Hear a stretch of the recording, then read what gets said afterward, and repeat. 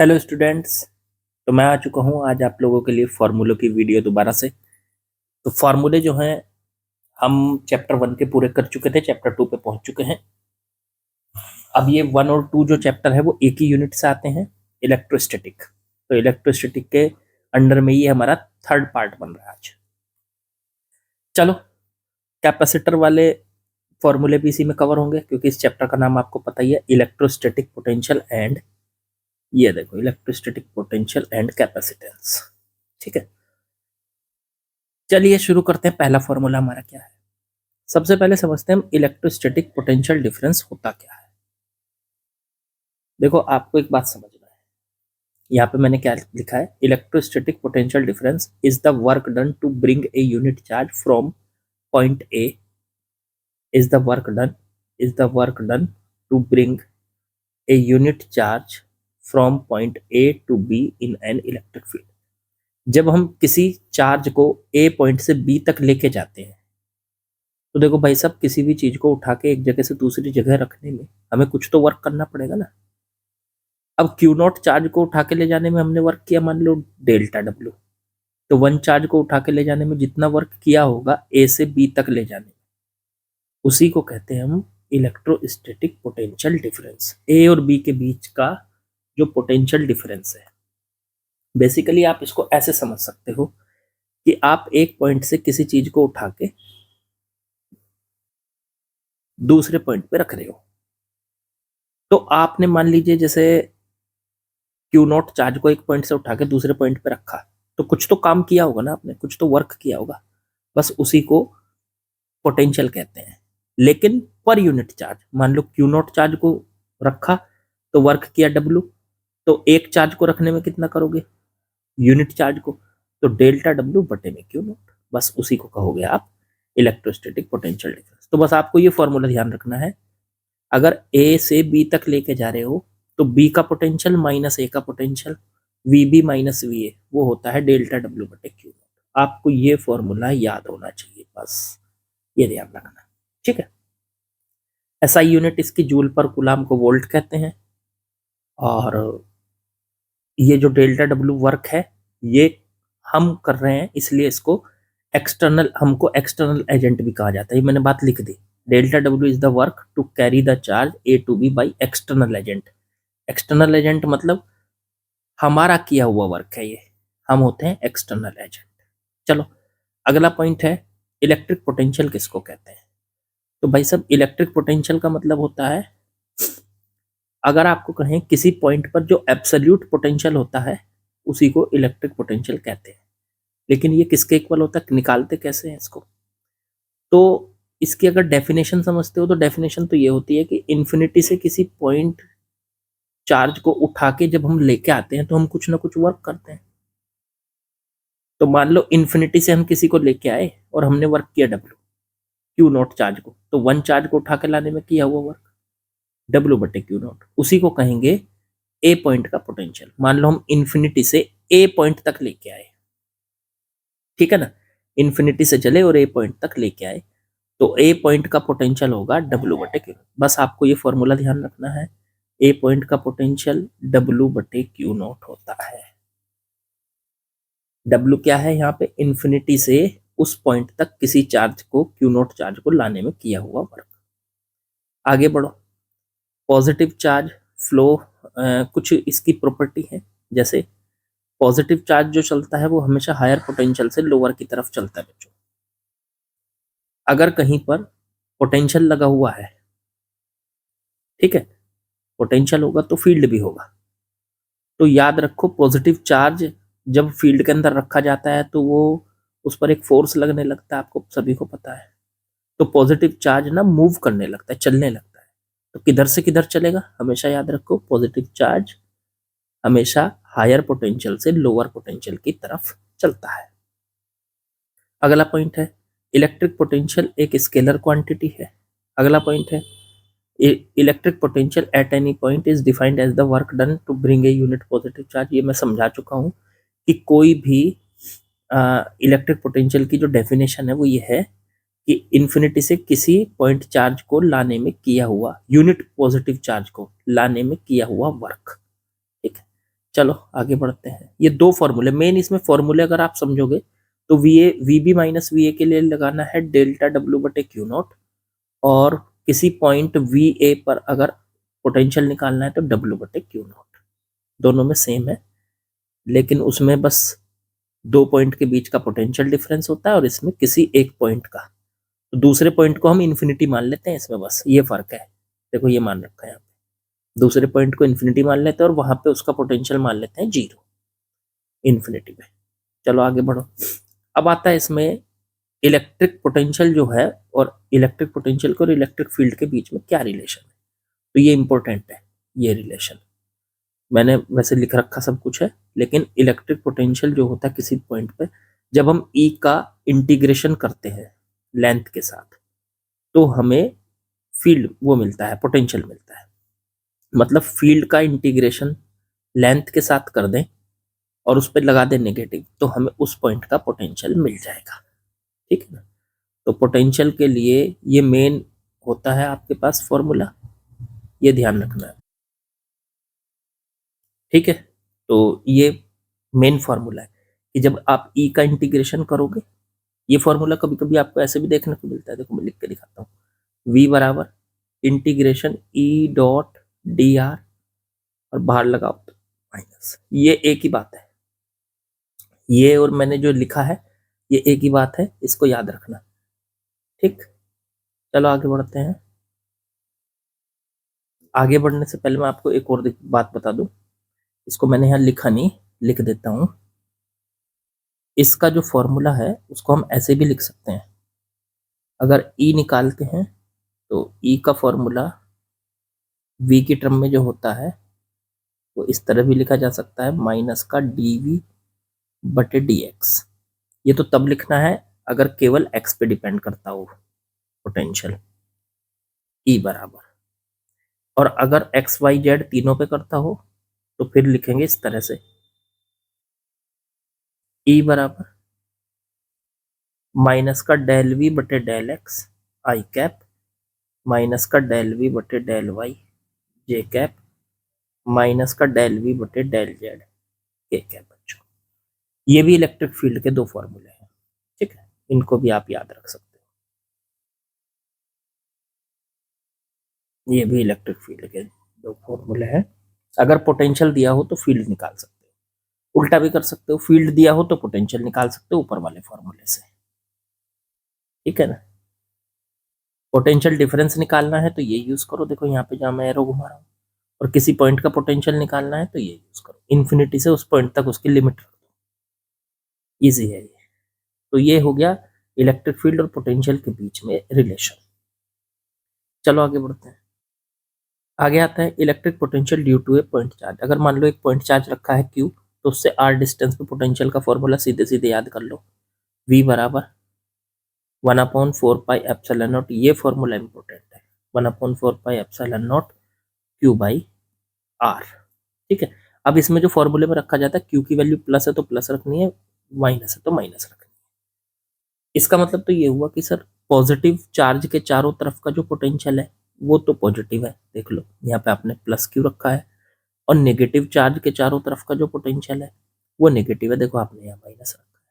अब यही चीज अगर मीडियम में निकालने जाओगे तो मीडियम में पोटेंशियल जो है वो k टाइम्स कम हो जाता है, जितना हवा में होता है उससे k टाइम्स कम। तो देखो यहाँ पे मैंने लिखा हुआ है in medium Q R distance पे जब हम निकालने जा रहे हैं इसको जब हम आर डिस्टेंस पे बच्चों निकालने जा रहे हैं तो वो 1/4πε0 k से डिवाइड हो गया। मतलब जितना हवा में होता है, यहाँ पे देखो जितना एयर में होता है या वैक्यूम में होता है उसे k से डिवाइड कर दो तो वही पोटेंशियल फिर मीडियम के अंदर निकल आएगा। ठीक है ना। जहाँ k क्या होता है, k को कहते हैं डाइलेक्ट्रिक कांस्टेंट, उसकी वैल्यू आप पिछले चैप्टर में पढ़ के आए हो। फोर्स एयर में निकाल लो, मीडियम में निकाल लो, दोनों का रेशो कर दो, या इलेक्ट्रिक फील्ड एयर में निकाल लो, मीडियम में निकाल लो, दोनों का रेशो कर दो, या वोल्टेज एयर में निकाल लो, मीडियम में निकाल लो, दोनों का रेशो कर दो, या फिर इनकी परमिटिविटी मीडियम की बटे एयर की, दोनों का रेशो कर दो, वो के बराबर होता है। ये याद होना चाहिए आपको। आगे बढ़ो। Electric potential around positive charge is positive and around negative charge is negative. ये मैं बता चुका हूँ। पॉजिटिव चार्ज के चारों तरफ का पोटेंशियल पॉजिटिव होता है और नेगेटिव चार्ज के चारों तरफ का पोटेंशियल बच्चों नेगेटिव होता है। आगे चलो, electric potential due to various charge, बहुत सारे चार्ज रखे हों तो किसी पॉइंट पर जो पोटेंशियल होता है वो सबकी वजह से होता है। तो अगर वहां पे टोटल निकालेंगे वी टोटल, तो वो सबकी वजह से जो आएगा, सॉरी, जो सबकी वजह से आएगा वो आपका V1 plus V2 plus V3 plus V4 इस तरीके से हो जाएगा। ठीक है, तो किसी भी एक पॉइंट पर जब पोटेंशियल निकालते हैं और उसके चारों तरफ काफी सारे चार्ज रखे हैं तो सबकी वजह से उस पॉइंट पर पोटेंशियल मौजूद होता है। चलो आगे बढ़ते हैं, next point, point number 6। Electric dipole की बात करो तो इलेक्ट्रिक डाइपोल से, मैंने यहाँ फिगर नहीं बनाई है, लेकिन अगर आप फिगर बना के भी करना चाहते हैं तो कोई दिक्कत नहीं, वो तो आपको फिगर पिछले उसमें समझा दिया था मैंने, पिछले चैप्टर के फॉर्मूले में, इसलिए बनाई नहीं मैंने। इलेक्ट्रिक डाइपोल आपको पता ही है कैसा होता है।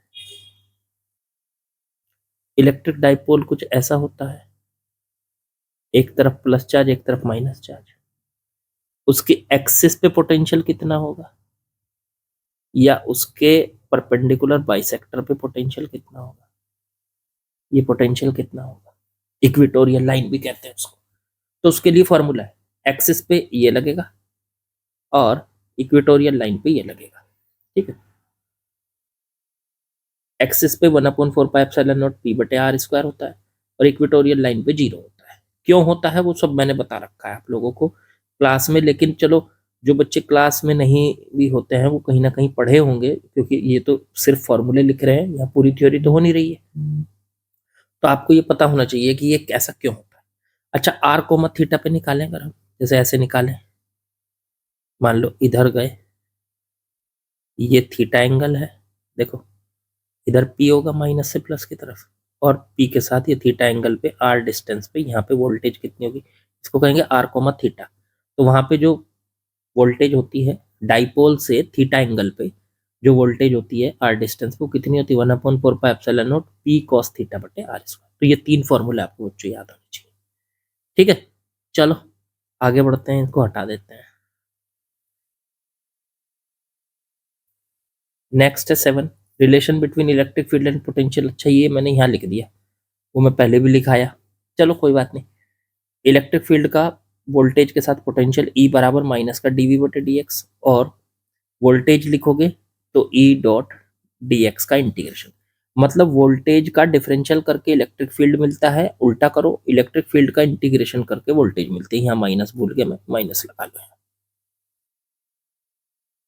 यहाँ माइनस लगा लो। ठीक है, ऐसे ही इलेक्ट्रिक फील्ड अगर वोल्टेज एक्स वाई जेड तीनों पे डिपेंड करती है तो फिर इलेक्ट्रिक फील्ड का ये फॉर्मूला लगाना होता है, E बराबर माइनस डेल वी बटे del X I cap minus del V बटे del Y J cap minus del V बटे डेल जेड के कैप, और voltage E dot D R, यहाँ पे माइनस भूल गया मैं, माइनस लगा लो, माइनस होता है जरूर। ठीक है, अब इसमें ये जो है डेल वी बटे डेल एक्स माइनस, इसको इलेक्ट्रिक फील्ड का एक्स कॉम्पोनेंट भी कहते हैं, माइनस डेल वी बटे डेल वाई को इलेक्ट्रिक फील्ड का वाई कॉम्पोनेंट ई वाई भी कहते हैं, और माइनस डेल वी बटे डेल जेड को ई जेड भी कहते हैं। टोटल फील्ड निकालना है तो अंडर रूट करके E X square plus E Y square plus E Z square कर दो, ये सब आपको पता होगा। ठीक है, ये फॉर्मूले सारे लिखते रहो साथ साथ। ठीक है, if electric potential is a region in constant then electric field is 0। अगर कहीं पर किसी रीजन में इलेक्ट्रिक पोटेंशियल कांस्टेंट है तो वहां पे इलेक्ट्रिक फील्ड 0 होगा, या उल्टा भी कह सकते हो आप, एंड वाइस वर्सा, कि अगर किसी रीजन में इलेक्ट्रिक फील्ड 0 है तो वहां पे इलेक्ट्रिक पोटेंशियल कांस्टेंट होता है। दोनों बातें। आगे बढ़ो, इक्विपोटेंशियल सरफेस, ये इंपॉर्टेंट है, इस पे 1 नंबर में सवाल बन जाता है, बोर्ड वालों के लिए बताऊं आपको, और नीट में 4 नंबर में भी सवाल बनता है और मेंस में भी सवाल बनता है, तो कभी भी बन सकता है। इक्विपोटेंशियल सरफेस क्या होती है, एक ऐसी सरफेस जिसपे पूरी सरफेस का पोटेंशियल सेम हो। मान लो कोई 10 वोल्ट की सरफेस है तो सरफेस के हर पॉइंट का पोटेंशियल 10 ही वोल्ट होगा। चलो, इसकी कुछ प्रॉपर्टी होती है। पहली, potential difference between 2 points of equipotential surface is 0। ये तो सिंपल सी बात है, कोई भी 2 पॉइंट लोगे अगर उस सरफेस पे, मान लो एक पॉइंट है और दूसरा पॉइंट है, पहले पॉइंट का भी पोटेंशियल 10 वोल्ट, दूसरे का भी 10 वोल्ट, तो दोनों का पोटेंशियल डिफरेंस 10 माइनस 10 0 आ जाएगा। अगला, work done in moving a charge A to B is 0। On equipotential surface. Equipotential surface पे अगर कोई चार्ज को हम एक पॉइंट से दूसरे पॉइंट पे ले जा रहे हैं तो उसका वर्क हमारा जीरो होगा। वजह वजह वही है, क्योंकि एक पॉइंट, मान लो उस पे दो पॉइंट लिया आपने ए और बी, तो ए का पोटेंशियल और बी का पोटेंशियल है तो सेम ही ना, है तो सेम ही। तो इसलिए V A minus V B आपस में कट जाएंगे, क्योंकि वर्क का फॉर्मूला होता है Q naught into V B minus V A. अब वी बी और वी ए दोनों का पोटेंशियल सेम है, तो वो कट गए आपस में, V B minus V A zero हो गया, तो जीरो वर्क आएगा। इस बात को रख लो क्या, कि कोई भी चार्ज इक्वी पोटेंशियल सरफेस पे रखा है, जब हम उसको उसी सरफेस पे एक पॉइंट से दूसरे पॉइंट तक ले जाते हैं तो हमें कोई वर्क नहीं करना पड़ता। ठीक है, अगला point, E is perpendicular to equipotential surface always. जो इलेक्ट्रिक फील्ड होता है वो इक्विपोटेंशियल सरफेस के हमेशा परपेंडिकुलर होता है। ठीक है ना। तो ये पॉइंट बताता है आपको बच्चों कि जो इक्विपोटेंशियल सरफेस है, जैसे ये सरफेस है, तो जब भी इसमें से फील्ड निकलेगा, पास होगा, तो वो हमेशा परपेंडिकुलर होता है सरफेस के। जैसे किसी सरफेस पर बोतल रख दी आपने, मान लो टेबल पे बोतल रख दी, तो बोतल जो है वो टेबल के परपेंडिकुलर होती है। तो इसी तरीके से इलेक्ट्रिक फील्ड इक्विपोटेंशियल सरफेस के हमेशा परपेंडिकुलर। नेक्स्ट पॉइंट है, space between equipotential surface decreasing result strong electric field. अगर इक्विपोटेंशियल सरफेस के बीच का स्पेस कम होता चला जाए, जैसे एक सरफेस ही हो गई, फिर एक सरफेस हो गई, फिर एक सरफेस हो गई, अगर उनके बीच का गैप कम होता जा रहा है, इस तरह से गैप कम होता जा रहा है, तो समझो वहां पे फील्ड जो है वो स्ट्रांग होता जा रहा है। ठीक है, ये फील्ड को स्ट्रांग दिखाने का तरीका है। नेक्स्ट पॉइंट कहता है कि दो equipotential surface, two equipotential surfaces can never intersect each other. दो इक्विपोटेंशियल सरफेस कभी एक दूसरे को कट नहीं करती। वो आप सोचो खुद, क्यों नहीं करती भाई? अगर वो एक दूसरे को कट कर गई तो एक ही पॉइंट पर दो पोटेंशियल हो जाएंगे, पहली सरफेस का पोटेंशियल भी, दूसरी सरफेस का पोटेंशियल। अगला point, electric field is directly towards decreasing potential. Electric field जो होता है वो डिक्रीजिंग पोटेंशियल की तरफ चलता है, मतलब हायर पोटेंशियल से लोअर की तरफ चलता है, इसलिए यहाँ पे माइनस लगा हुआ होता है। जैसे इधर का पोटेंशियल 10 वोल्ट है, इधर का 2 वोल्ट है, तो जो इलेक्ट्रिक फील्ड होगा वो हमेशा 10 से 2 की तरफ चलेगा। ठीक, चलो खैर आगे बढ़ते हैं। अगला है equipotential surface due two point charge. Point charge की वजह से जो इक्विपोटेंशियल की सरफेस बनती है, देखो मैंने दिखा रखी है, वो राउंड शेप में बनती है। ठीक, तो स्फेरिकल शेप में होती है। अच्छा, दूसरा है फिगर थर्ड शोज, थर्ड वाली जो फिगर है ये वाली, ये shows due to, figure first और सेकंड में तो दिखा दिया आपको, ड्यू टू यूनिफॉर्म फील्ड। अगर यूनिफॉर्म फील्ड है तो इसकी पोटेंशियल सरफेस देखो ये वाली बन गई है आपकी, इस टाइप की। ठीक, अब इक्विपोटेंशियल सरफेस अगर अपोजिट चार्ज रखे हुए आमने सामने, प्लस और माइनस, भाई इस पे बहुत सवाल पूछ लिए जाते हैं, तो इसकी इक्विपोटेंशियल सरफेस ये बन गई, जैसे राउंड शेप में ये बनाई है मैंने आपके पास। ठीक है, अगर ये जो चार्ज रखे हुए हैं इस तरीके के, एक प्लस का एक माइनस का, तो इस राउंड शेप में बन गई है आपकी। और अगर जो दोनों प्लस प्लस के रखे, ये भी प्लस, मान लो ये भी प्लस है और ये भी प्लस है सामने, तो इक्विपोटेंशियल सरफेस ऐसी बनेगी। ये देखो ये बना रखी है इसमें चार्ज। ये थोड़ा सा शेप आप याद रखना, बस उसी से काम हो जाएगा, पेपर में आ जाता है इसमें सवाल। अगला पॉइंट है इलेक्ट्रिक पोटेंशियल एनर्जी। अब समझते हैं इसको, इलेक्ट्रिक पोटेंशियल एनर्जी। पोटेंशियल की बात हो गई, इक्विपोटेंशियल सरफेस की बात हो गई।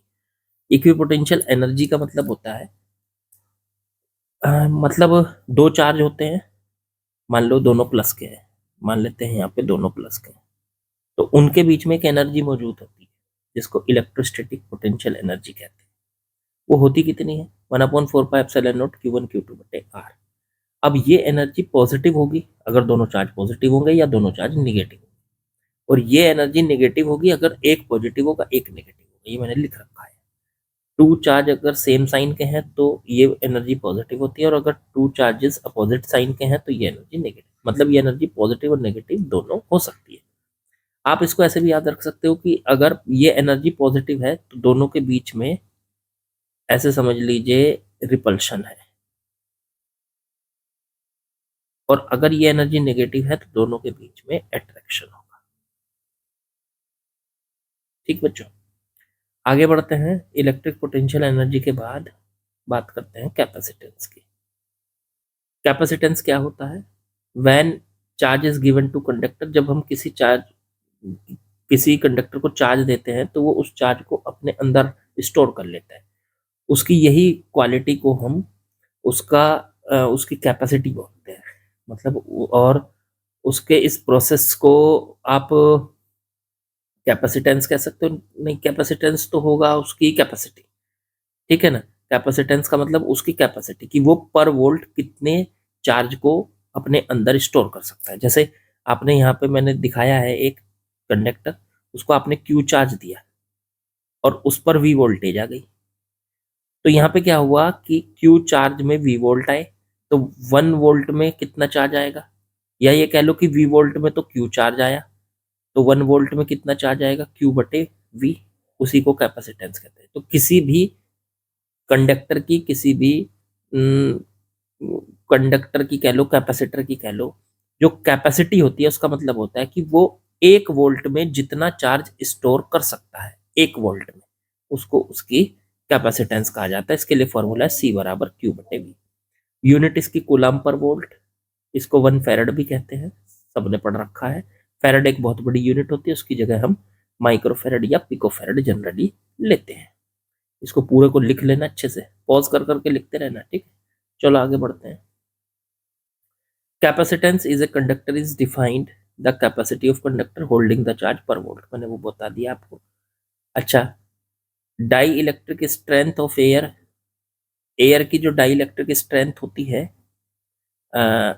ये 3 × 10⁻⁶ वोल्ट पर मीटर होती है। अब आप सोचोगे ये क्या होती है सर? देखो, ऐसा होता है कि जब आप किसी चीज को चार्ज देते रहते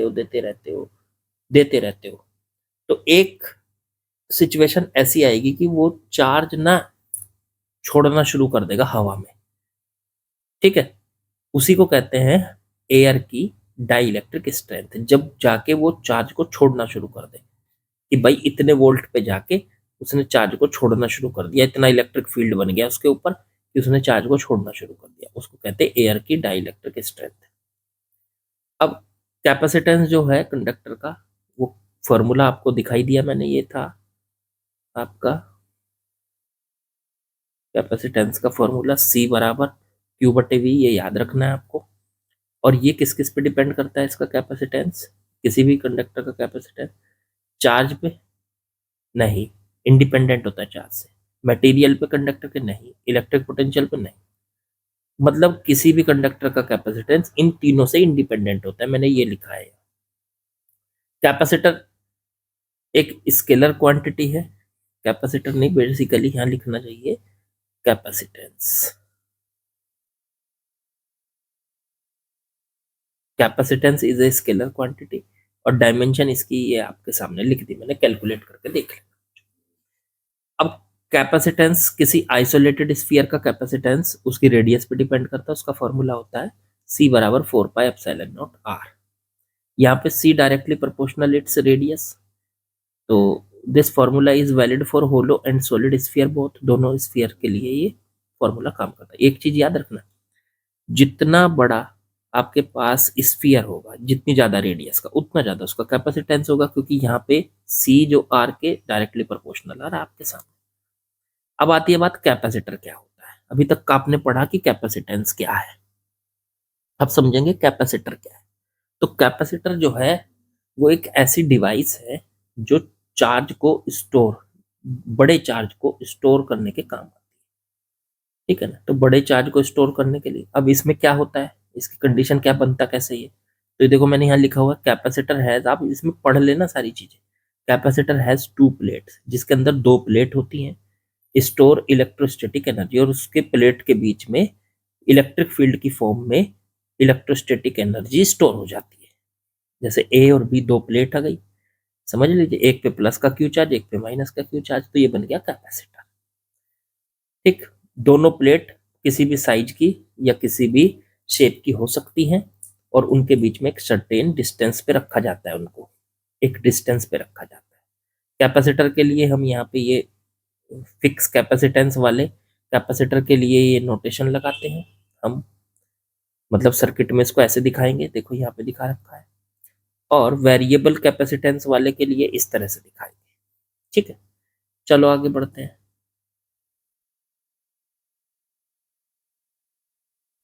अब कैपेसिटर के इस यूजेस क्या है ये सारे लिख रखे हैं मैंने, आप इनको पढ़ के नोट कर लेना। Store large amount of charge at low potential, low potential पे काफी चार्ज को स्टोर कर लेता है ये। वायरलेस सेट को ट्यूनिंग करने में काम आता है। To create very strong electric field in small space, छोटे स्पेस में बहुत बड़ा फील्ड क्रिएट करने के काम आता है। In transmission sets of radio and television, radio television के उसमें ट्रांसमिशन में काम आता है रेडियो टेलीविजन को। For smoothening AC in power circuit, power circuit में एसी की स्मूथनिंग के लिए काम आता है। In ignition system of petrol engine, electric motor वगैरह। थोड़ा सा पढ़ना है, बस याद करना है थोड़ा सा, और कुछ नहीं। इसको बार बार पढ़ते रहोगे तो चीजें आपकी नॉलेज अपने आप बढ़ जाएगी।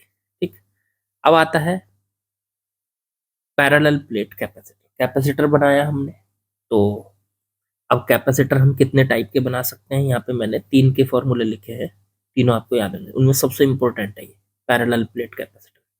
ये 2 प्लेटों से बनता है, एक तरफ पॉजिटिव प्लेट, एक तरफ निगेटिव प्लेट। ठीक है, इसमें 2-3 चीजें हैं जो याद रखनी है। क्या क्या? एक तो जब आप कैपेसिटर को चार्ज करते हो तो इसका मतलब होता है पहली प्लेट पर प्लस क्यू चार्ज आ जाएगा, दूसरी प्लेट पर माइनस क्यू चार्ज है। और दोनों प्लेट के बीच का जो पोटेंशियल होगा V, वो मान लिया हमने V, उसको आप कैलकुलेट कर सकते हो पोटेंशियल को। और इलेक्ट्रिक फील्ड की इसकी कैलकुलेशन आपको 2-3 फॉर्मूले बहुत इंपॉर्टेंटली याद रखने हैं। तो देखो ये वाला, ये कि दोनों प्लेटों के बीच में टोटल फील्ड कितना होता है, सिग्मा बटा एप्सिलॉन नॉट। दोनों प्लेटों के बीच में पोटेंशियल डिफरेंस कितना होता है, इलेक्ट्रिक फील्ड इनटू डी। और इस कैपेसिटर का कैपेसिटेंस कितना होता है, सी बराबर एप्सिलॉन नॉट ए बटे डी। ठीक है ना, ये याद होना चाहिए आपको। पैरेलल प्लेट कैपेसिटर में जितने फॉर्मूले मैंने लिख रखे हैं सारे याद रखना। अच्छा, इनके बीच में अगर medium, in case of medium between plates, इनके बीच में अगर कोई डाइलेक्ट्रिक मीडियम डाल दे तो क्या होगा, तो electric field between plate decrease. इनके बीच का जो इलेक्ट्रिक फील्ड है वो घट जाएगा। पहले इलेक्ट्रिक फील्ड ई नेट था, अब वो ई नेट बटे के हो गया। उनके बीच का पोटेंशियल भी घट जाएगा, पहले वो वी था, अब वी बटे के हो गया। और कैपेसिटेंस बढ़ जाएगा, पहले वो सी था, अब के इंटू सी हो गया। ये के इंटू सी, ये फॉर्मूला आ जाएगा कैपेसिटेंस का। यहाँ पे साफ साफ नजर आ रहा है कि इसका जो कैपेसिटेंस है पैरेलल प्लेट कैपेसिटर का, देखो यहाँ से एप्सिलॉन नॉट ए बटे डी, एरिया के प्रोपोर्शनल है, डी के इनवर्सली प्रोपोर्शनल है, और के प्रोपोर्शनल है। तो ये पॉइंट आपको याद रखना है इसके पैरेलल प्लेट कैपेसिटर के। पॉइंट और भी लिखे हुए होंगे मैंने, अभी आगे आ जाएंगे आपके पास। ठीक है, चलो जी आगे बढ़ते हैं। When dielectric slab of width T, अगर इसमें एक डाइलेक्ट्रिक स्लैब डाल दिया हमने बीच में दोनों प्लेटों के, तो उसका फिर कैपेसिटर का कैपेसिटेंस का फॉर्मूला है एप्सिलॉन नॉट ए बटे D minus T plus T बटे के, रटा हुआ होना चाहिए। अगर एक से ज्यादा डाल दिए तो फिर फॉर्मूला होता है एप्सिलॉन नॉट ए बटे D minus T one minus T two. देखो T1 T2 T3 के कई सारे डाल दिए हमने, और प्लस T1 बटे K1, T2 बटे K2, T3 बटे K3, इस तरीके से फॉर्मूला। दोनों प्लेटों के बीच में कितना फोर्स लगता है, फोर्स का फॉर्मूला होता है सिग्मा बटे 1/2 सिग्मा स्क्वायर ए बटे एप्सिलॉन नॉट। ये रटा हुआ होना चाहिए, पैरेलल प्लेट कैपेसिटर की दोनों प्लेट्स के बीच का फोर्स। फिर दूसरे टाइप का होता है हमारे पास कैपेसिटर स्फेरिकल कैपेसिटर, मतलब जिसकी दोनों जो सरफेस है या दोनों प्लेट जो है वो स्फीयर शेप की होती है।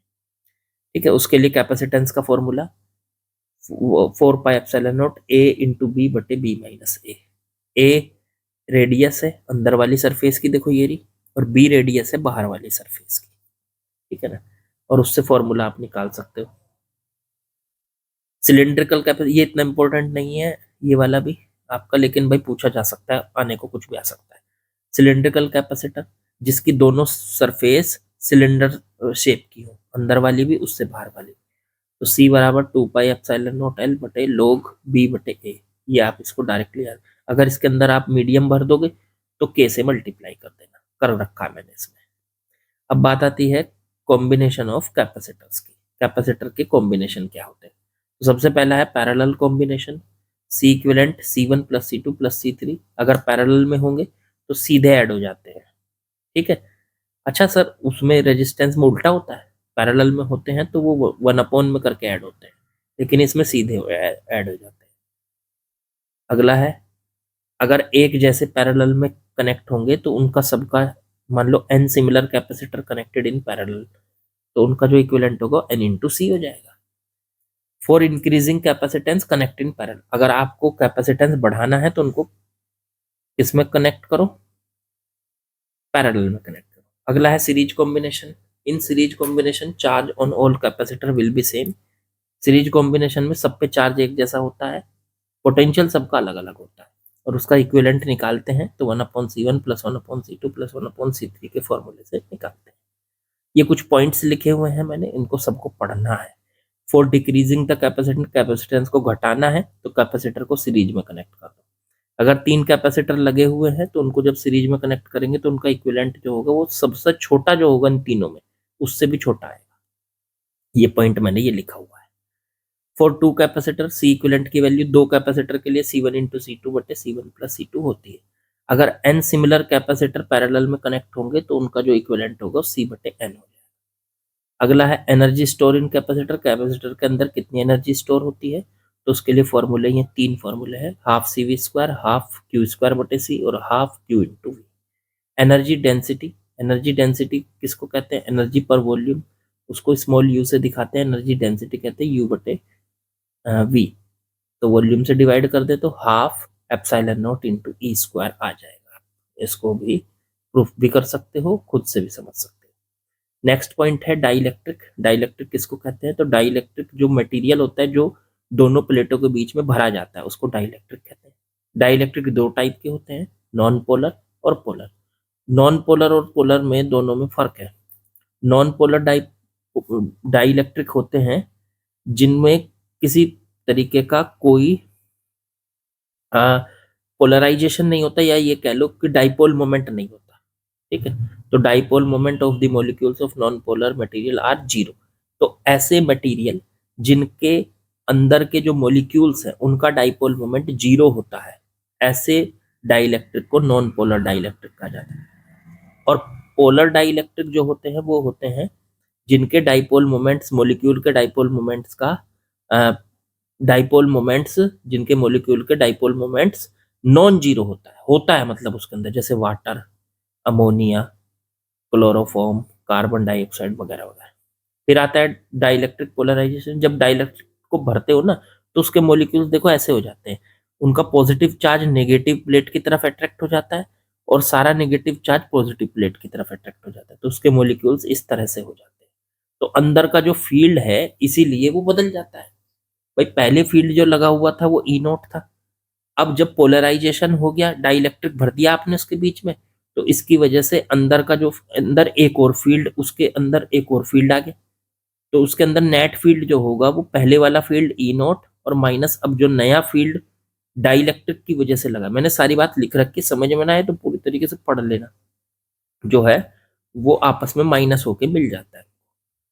फिर है डाइलेक्ट्रिक स्ट्रेंथ। किसको कहते हैं? डाइलेक्ट्रिक स्ट्रेंथ का मतलब होता है कि आप किसी कैपेसिटर को चार्ज करते रहो करते रहो करते रहो, एक सिचुएशन ऐसी आएगी कि जिसपे जाके उसका डाई इलेक्ट्रिक के बीच में को भी करंट चलने लगेगा। मतलब प्लेट्स में ना, प्लेट्स के बीच में आपस में प्लेट आमने सामने रखी है, करंट उनमें आपस में चल नहीं रहा है, वो टच थोड़ा ही ना है।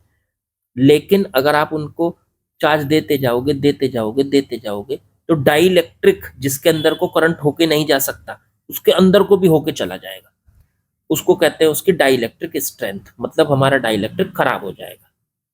ठीक, आगे बढ़ते हैं।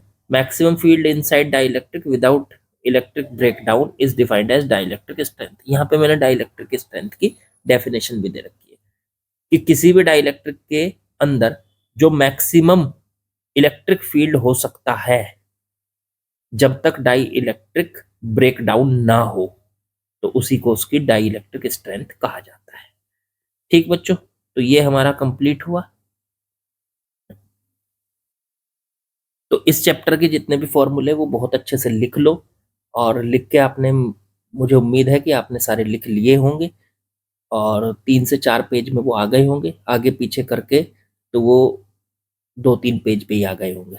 ठीक है? तो उनको बार-बार पढ़ते रहना है, देखते रहना है कि क्या-क्या मैंने लिखा हुआ है, हर बात में हर चीज़ समझाई हुई है, उसे बिल्कुल ध्यान से लिखते चले जाओ। इसी तरीके से जब आपके 5 चैप्टर के फॉर्मूले कंप्लीट हो जाएँगे, तो उन 5 चैप्टर को डेली 15 मिनट आपको रिवाइज़ करना है। बस आप ये रूल को फ़ॉलो करो और देखो फिर कैसे नंबर नहीं आता है। ठीक है? तो लाइक, शेयर, सब्सक्राइब वो सब कुछ कर देना, कमेंट-वमेंट। बाकी कल फिर मिलते हैं।